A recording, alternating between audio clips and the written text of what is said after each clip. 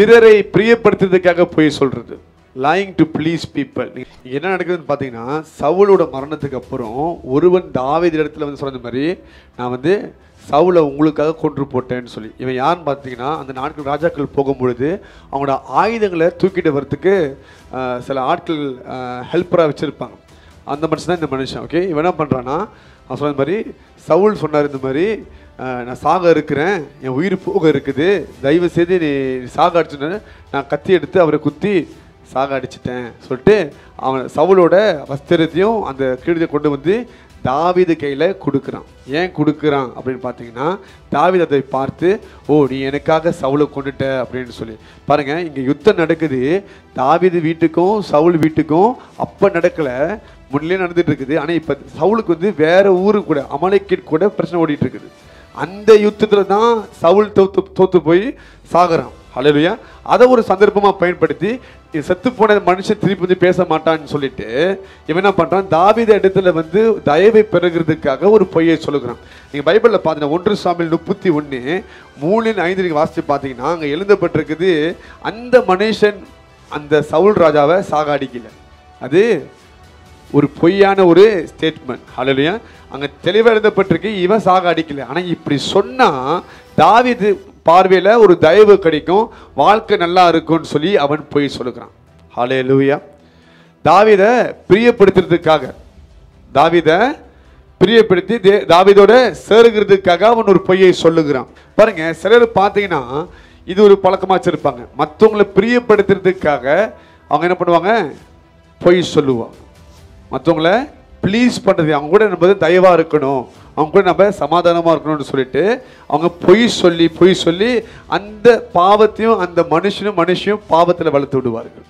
ஹல்லேலூயா. சில நேரத்தில் நீங்கள் தப்பு பண்ணால் கூட உங்கள் ஃப்ரெண்டு பார்த்துருக்கீங்களா, இல்லை நீ பண்ணுறது தான் கரெக்டுன்னு சொல்லுவான். பார்த்துருக்கீங்களா, நீ பண்ணுறது தான் சரின்னு சொல்லுவான், ஏன்னா நீங்கள் ஃப்ரெண்டு. ஹல்லேலூயா. நீங்களும் அதே காரியத்தை பண்ணியிருப்பீங்க. அவங்க தப்பு பண்ணால் கூட அது நீங்கள் பின்னாடி தப்புன்னு சொல்ல மாட்டீங்க, இல்லை நீ பண்ணுறது தான் கரெக்டுன்னு சொல்லுவீங்க, ஏன்னா அவங்களுக்கும் உறவு உடைந்து போகக்கூடாது அப்படின்னு சொல்லி. ஆனால் பைபிளில் பட்டிருக்கு, இது ஒரு தப்பான ஒரு காரியம். ஹல்லேலூயா. கிறிஸ்தவர்கள் எப்போதுமே சத்தியத்திற்காக நிற்கணும், உண்மைக்காக நிற்கணும், நம்ம பொய்யுக்காக நிற்கக்கூடாது. ஹல்லேலூயா. எப்படிப்பட்ட பொய் நீங்கள் சொன்னீங்கன்னா, இல்லை அந்த பொய்யில் நம்பி நீங்கள் வாழ்ந்து அது உங்கள் ஆத்மாவை அழிக்க முடியும். It can destroy your soul. Hallelujah. உங்கள் ஃப்ரெண்டு என்ன தப்பு பண்ணாலும் நீங்கள் தைரியமாக போய் சொல்லணும், இது தப்பு அப்படின்னு சொல்லணும். நல்லா பாருங்கள், பைபிளில் பார்க்கணும், அப்போஸ்தலர்கள் நல்ல ஒரு ஃப்ரெண்ட்ஷிப் இருக்கிறாங்க. எப்படி இருக்கிறாங்க, நல்ல ஒரு ஃப்ரெண்ட்ஷிப்பில் இருக்கிறாங்க. இப்போ பவுலும் பேதுருவும் நல்ல ஒரு பிரதர்ஸாக இருக்கிறாங்க. ஆனால் ஒரு காலகட்டத்தை பார்க்குறோம், பேதுரு ஒரு சின்ன மிஸ்டேக் பண்ணுறான். என்ன பண்ணுறான்னா, யூதர்களுக்கு முன்பாக வேற மாதிரி, புறஜாதிக்கு முன்பாக வேற மாதிரி இருக்கிறான். அதை பார்த்துட்டு பவுல், இவன் நம்மளுக்கு முன்னே இருக்கிறான்னு சொல்லிட்டு, இல்லை நம்ம ஃப்ரெண்டு நம்மளோட அண்ணன் அப்படின்னு சொல்லிட்டு விடாமல், நீ பண்ணுறது தப்பு, இதில் சத்தியம் இல்லை, இதில் உண்மை இல்லைன்னு சொல்லி அவன் பேசுகிறான், துணிகரமாக பேசுகிறான். He did not stand and please. ஹல்லேலூயா. ஆனால் அவன் நின்று அந்த காரியத்தை பேசுகிறான். ஹல்லேலூயா. அவங்க ரேங்கிங் ஒரே மாதிரி இருக்குது, ரெண்டு பேருமே அப்போஸ்தலர்ஸ் தான் இல்லைன்னு சொல்லி, ரெண்டு பேருமே கர்த்தர் வல்லமையாக பயன்படுத்தலைன்னு சொல்ல. ஆனால் என்னோட சகோதரன் விலகும் பொழுது நான் சும்மா இருக்கக்கூடாதுன்னு சொல்லி அவன் வாயை திறந்து பேசுகிறான். ஹல்லேலூயா. பவுல் சொன்ன, நீ பண்ணுற தவறு, நீ இப்படி செய்யக்கூடாது அப்படின்னு சொல்லி. ஏன்? அன்பு. என்ன காரணம்? அன்பு. நீங்கள் ஒரு உண்மையாக நேசிச்சிங்கன்னா, 1 கொரிந்தியர் 13:6 எழுதப்பட்டிருக்கு, love does not rejoice in iniquity. அன்பு இருந்துச்சுன்னா நீங்கள் பாவத்தில் சந்தோஷப்பட மாட்டீங்க. ஒரு பாவத்தில் விழுகும் பொழுது அதை குறித்து வருத்தப்பட்டு அவனை தூக்கணும்னு நினைப்பீங்க தவிர்த்து, நல்லா விழுந்து நல்ல பாவத்தை பண்ணுன்னு சொல்லி நீங்கள் என்கரேஜ் பண்ண மாட்டீங்க. You will try to save them, you will try to correct them.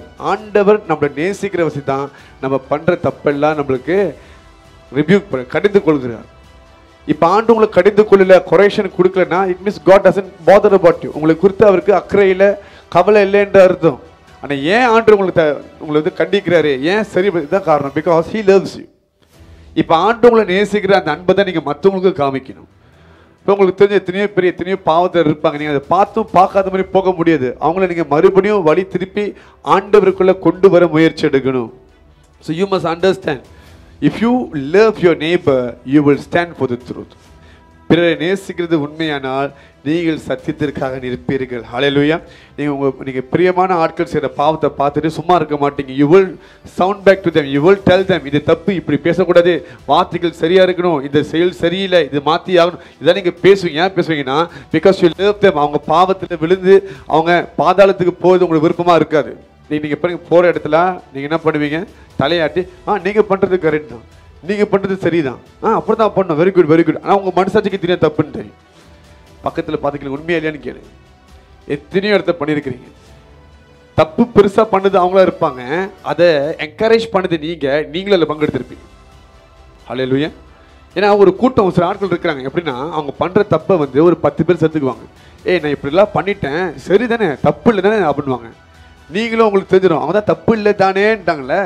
ஆமாம் தாம்மா, நீ தப்பு பண்ணி நீ சொல்லி தான் பண்ணியிருக்கேன்னு சொல்லுவீங்க. அவங்க ஏன் அப்படி பண்ணுறாங்கன்னா மனுஷனோட பார்வைக்கு அதை நியாயப்படுத்திக்கிறாங்க. மனுஷன் பார்வை என்ன பண்ணுறாங்க? நியாயப்படுத்திக்கிறாங்க. ஒரு 4-5 பேர் சேர்த்துக்கிட்டு நான் அப்படி பண்ணிட்டேன், பார்க்க தப்பு இது சரிதானே, ஆமாம் நீ பண்ணது நானும் அதான் பண்ணியிருப்பேன்னு சொல்லி நீங்கள் என்கரேஜ் பண்ணுறீங்கன்னா அவங்க செஞ்ச பாவத்தை நீங்கள் இன்னும் கொண்டுருமான்னு பார்த்து நீங்கள் செய்றீங்க. Because you have the spirit of truth within you. உங்களுக்குள்ள சத்திய ஆவியானவர் இருக்கிறார். So you must know, you must understand.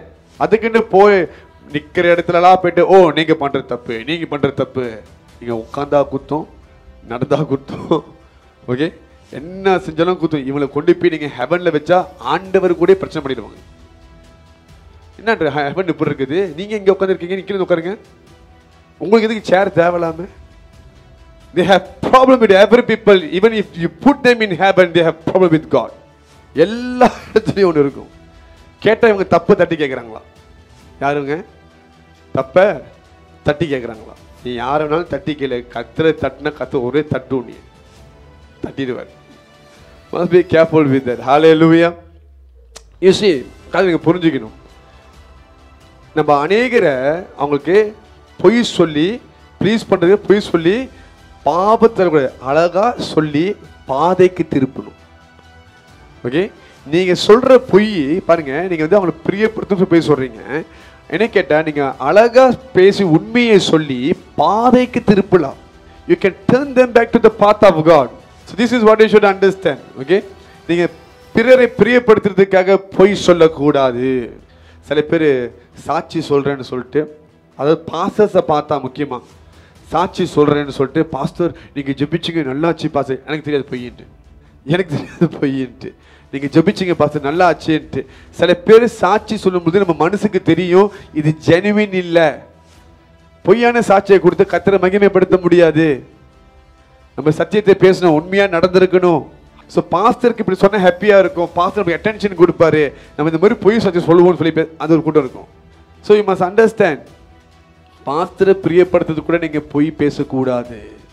This you must clearly understand. Hallelujah. அந்த மாதிரி பொய்யான சாட்சியை கொடுக்கறது நீங்க கர்த்தரோட ராஜ்யத்துக்கு விரோதமா நிக்கிறீங்க என்று அர்த்தம்.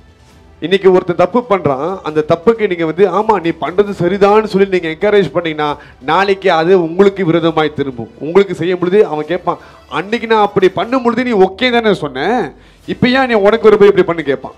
அதனால் என்றைக்குமே பாதிக்கப்பட்டவங்களோட ஷூஸ் இருக்க கற்றுக்கொள்ளுங்க. இவங்க ஷூல இருந்து பார்க்கணும், அவங்க ஷூல இருந்து பார்க்கணும், ஒரு ஸ்பெக்டேட்டர் இருந்து பார்த்து ஆகணும். அப்போ தான் நம்மளுக்கு தெரியும் இது தேவனோட பார்வையில் என்னவா இருக்கும்.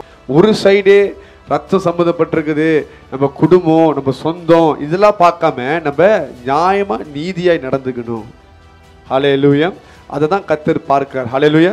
இந்த உலகத்தில் எல்லாமே குடும்பம் சொந்தம் அப்படி போகிற இந்த நாட்களில் கர்த்தருக்கு மாத்திரம் தனியாக நிற்கிற மனுஷன் யார் என்று தேவன் தேடுகிறார்.